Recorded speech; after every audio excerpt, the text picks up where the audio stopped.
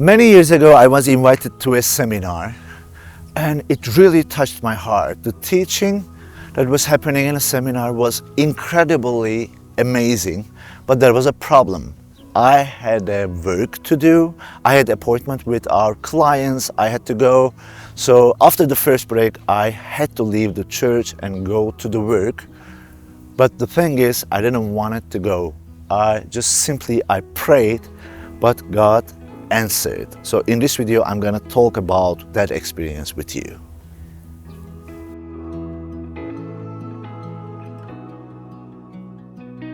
So even in my childhood, when I was watching movies, like love movies, etc. So what happens at the end? So there are two persons, they love each other, there are some challenges, problems, but at the end they come together and the text comes like happy end. The end, happy end. But I was always wondering, what about next? What happened after? For example, if they got married, how did their relationship went after the marriage? Did they divorce? Did they agree? Did they continue to love each other? So there are so many materials and videos about testimonies, like how people come to Christ, how Jesus saves them, how they baptized, how they received Christ, but also the stories about rest. What happened after always inspires me, because that story also shows who God is, right? How do we know a person when we walk together?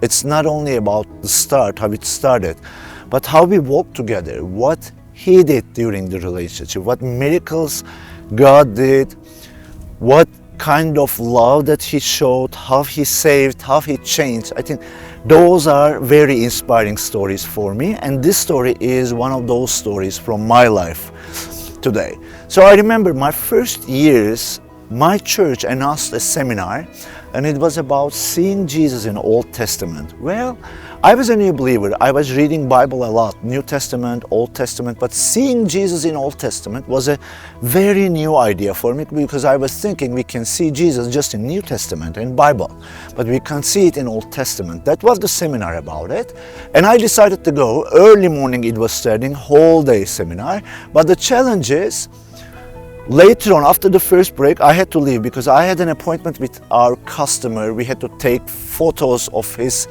things, and because we had to make a catalog and brochure for him, so there was like a photography guy would come, I would come, and client would come, lots of stuff that he had, and we had an appointment. So I went to seminar, first 1.5 hours. You know what, it was just incredibly inspiring. It was amazing. Just I was seeing some verses that they never took my attention before. I didn't so, and I started to see Jesus in Old Testament, and it was amazing, encouraging time for me. But I felt sad because I didn't want to go to my client, my appointment. I wanted to stay at the seminar, but also I had to protect my business, also testimony, so I knew I had to leave. So after 1.5 hours, the first break, I started to gather my stuff, my backpack, my camera, and computer, other stuff, and I was going, and one of the ladies said, "Vahan, where are you going?" I said, as we talked before, I had an appointment with my client, so we have work to do together, and I cannot change it. So I have to go. But I don't want to go. I want to stay and learn more about Jesus in Old Testament, but I cannot. And a lady suggested, "Why don't you pray about it?" Well, at those days, 25 years ago, I was thinking, praying for some big stuff like, "God, can you do this big miracle? Just give me a house, give me do this, do this." It was okay, but I didn't know, just I can bring my small little request to God. I never thought about it, and I said, okay, why not? And I found a place, a corner for me, and I just simply prayed. I said, "God, our Lord, the things that they are teaching in this seminar is amazing, and I want to learn more about you, but I can't change this appointment. I don't know, what can I do? But you can do something, so can you help me to stay more and learn more about it?"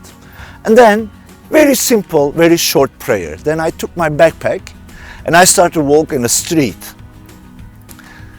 And then I get a phone call from the customer that I had. And they said, Mr. Vahan, we are very sorry, but is that okay if we cancel this appointment? Because our staff, all of them are not ready. So we can't do 2 times photography. We cannot do it. So is that okay if we do next week with all of our staffs? Can we delay this appointment? And you know what? There was a huge joy in my heart and thinking, I said, yeah, sure. Why not? Yeah, let's do it next week. But in my heart, there was a huge joy. Can you believe just a young guy just prayed to the creators of heaven and earth and everything, King of universe. I just prayed a simple prayer and he heard me. I just ran back to the church and our friends and that lady asked, hey, Vahan, what happened? Why you're not going? Why you came back? I said, you know what? Our client canceled the appointment. Just there was a huge smile on my face. And this is one of the first times that I discovered he even hears our simple prayers. Simple prayers. That prayer wasn't about saving the world, wasn't about salvation of someone. It was just a simple prayer request. But the king heard my prayer and answered. Well, to be honest, my all prayers didn't went like this. Like God didn't answer all of my prayers immediately. There are some prayers of me that I still pray for years and still God didn't answer it for me. But with this story, I believe there are some principles that it will be nice to remember about him. So first, he sees. God sees us.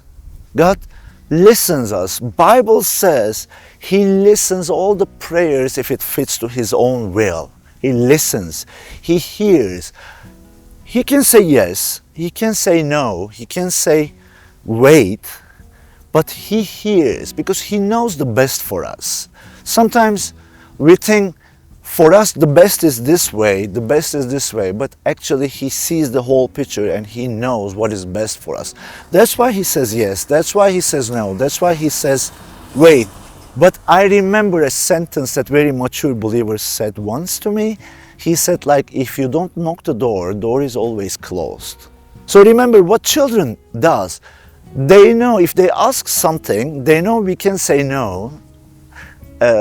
We don't say yes so often for like, they want this toy, I want this toy, I want this game. We don't say yes so often, but still they continue to ask. They are excited about it.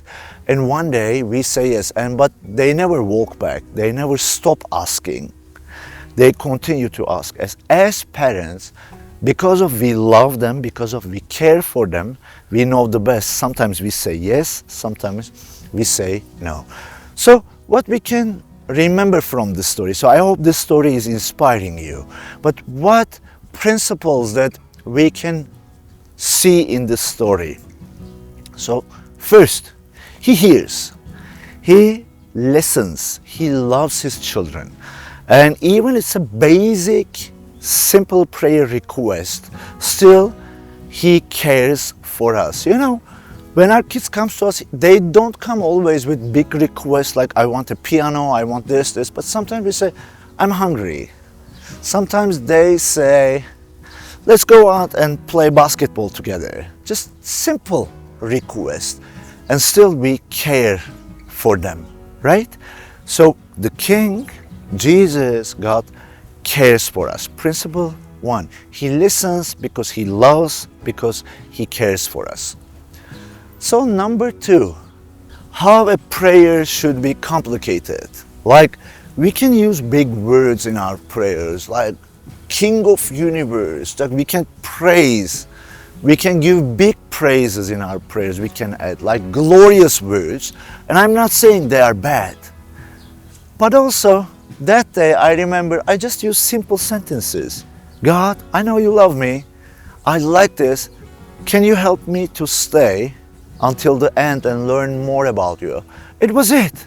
But even those simple sentences, he heard me. That conversation was not like I'm communicating with a president and I have to use very careful words. Okay, God is king, that's one thing. But our relationship is not official relationship like that. That prayer was like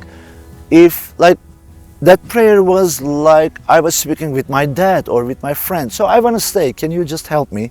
And he heard. That means if we don't have time enough, or if we don't have power to praise him with glorious words and just use simple words, still he hears. We can pray today with simple, basic sentences. Still he hears because he loves us. So, number 3, it's okay to knock the door. So praying is something like, okay, knock knock, God, I'm here. This is what I need. So can you just do your thing? He may say yes. He may say no. Like children, they are always excited. They have always hope to ask new things from us. And knocking the door is something like that. And remember, okay, we are knocking the King's door, but also he is our Father and he loves us. So it's good to knock the door again and again and again. So there's a story in Bible that Jesus tells us, and we can talk about it in the next video, but it's good to knock the door. So I hope this message inspired you. If you liked the video, you can like, but also I would love to read your comments. So if you have a story like this, if you have a responded prayer request like this, just please write down, or if you have a request that's still waiting an answer, you can write, and I promise I will read and I will pray for you too. So what if we close this video with a prayer? Our Heavenly Father, we know, we remember you love us. You care for us, you hear us.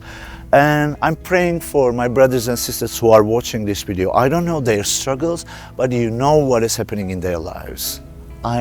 You know their struggles. Maybe you are struggling with difficulties, maybe there are prayer requests not responded yet. So I'm asking, please empower my friends right now. Just give them courage to pray more often and knock your door, because okay, you are King of Universe, but also you love us.